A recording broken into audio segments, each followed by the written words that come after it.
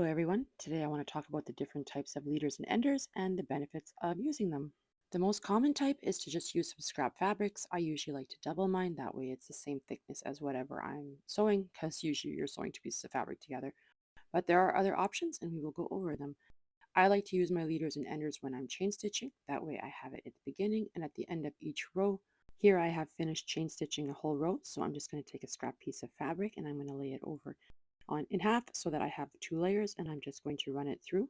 So not only do I not have a whole bunch of long thread tails that I will need to snip later on, I also have little markers that mark what each section is. So really I could just do all of my rows at once, but I like to do one at a time, especially with a project like this one because it is hard to keep track of. But now that ender that I had used to mark the end of my row before is now my leader, and this way I can just push all of my fabric through without having to lift my presser foot all the time.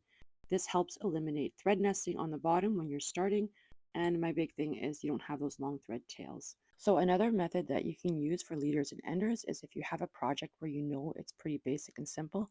Like I have a scrap project that I'm working on. I need a whole lot of 4 patches.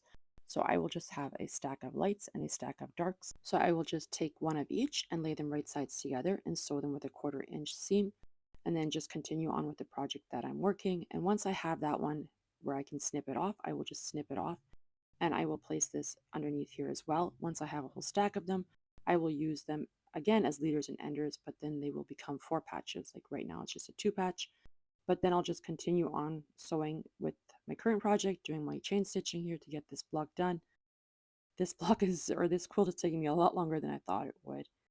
But just normally I would wait until I had a whole stack of them, but for the video purpose, I have two ready to go. So I will just show you what I do here.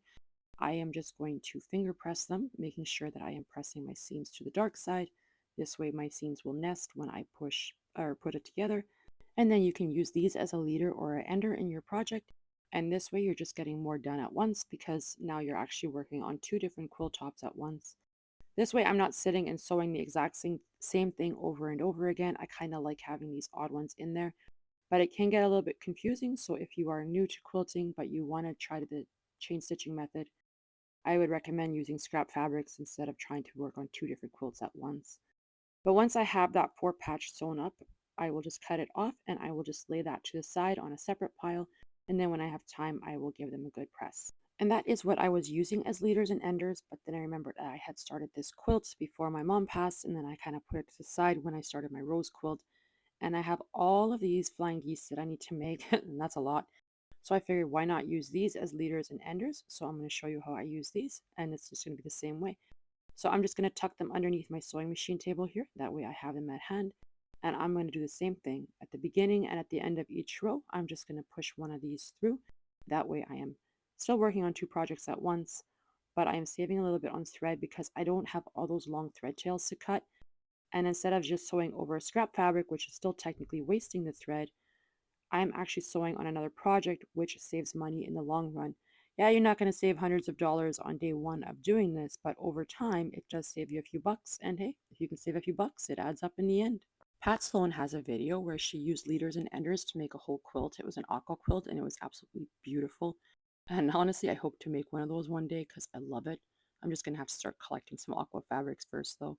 I will try to find that video and then I will leave a link to that down below because I highly recommend that you check it out. She does a great job of explaining the process and her quilt is absolutely stunning at the end. So now that I've reached the end of this row here, I can cut off my little half-finished flying geese unit because I still have to do the other side. And I'm going to place this beside my sewing machine in a little basket. And as for those pins, I'm going to leave them in there because my daughter has decided that she wants to work for me and I pay her money to take pins out and put them back in the tray. So once I have reached the end of my little chain stitching row here, I will just grab another one of my flying geese units and then sew that down. I don't have any lines drawn, I'm just kind of eyeballing it here. And then I'm just going to repeat the process by sending stuff through. And then hopefully by the time I finish my rose quilt, I will have a good chunk of my flying geese units done. So as you can see here, these little thread tails, it's not much, but it does add up over time. So if you don't have to snip all of those off all the time, you would save money in the long run. So just as a little recap here, I'm just going to show you the different methods that I've used. Just some scrap fabrics, and you can sew through them until they're just really difficult to sew through, and then chuck them, and then grab some new ones. Or you can use a four patch method that I did as well, and just by laying two pieces of fabric right sides together, sewing with a 1/4 inch seam until you have enough to make a four patch, and continue to do that, and then eventually you would get a quilt. Pat Sloan also has another pattern that uses four patches. I will find that video as well and leave a link to that down below because it's also another beautiful quilt. Or you can do what I'm doing and make flying geese units for another quilt if you know that you're going to be making one that has a whole bunch of them. Well, that's all for today. Thanks for stopping by, and until next time.